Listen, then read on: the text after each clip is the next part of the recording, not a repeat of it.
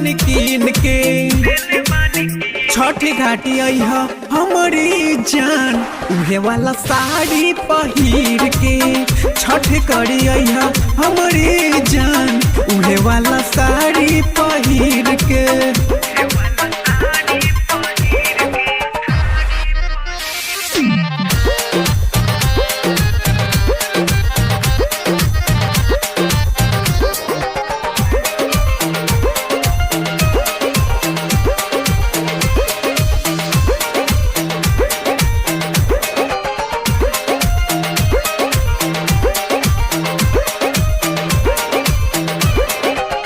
गोड़ बारू काठा कलर पे खूली काली हड्डी का रगड़ी चंदन के गुली। गोड़ बारू काठा कलर पे खूली काली हड्डी का रगड़ी चंदन के गुली। छठे बारात जब से चढ़ गइल बा खुशी से मनवा चहक गइल बा। अरग के बेड़ी तू करिहा पाँच फेरी अपना अंगूरी पर गिन के। छठ घाटी अइह हमारी जान उहे वाला साड़ी पहिर के।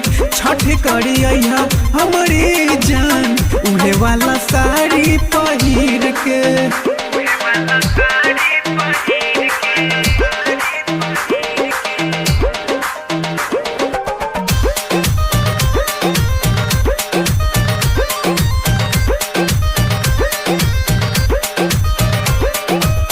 साचो कहीं लागा तारू अतना सुनार हो छठी माई के कृपा से लागे ना नजर हो।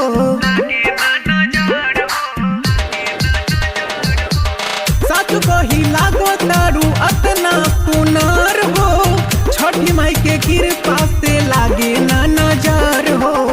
मथवा झुकावा तनी माई के दुआरे आमोद संजय के दा तू जिंदगी सवारे।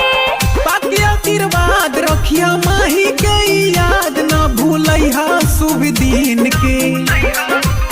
छठ घाटी अइह हमारी जान उहे वाला साड़ी पहिर के। छठ करी अइह हमारी जान उहे वाला साड़ी पहिर के।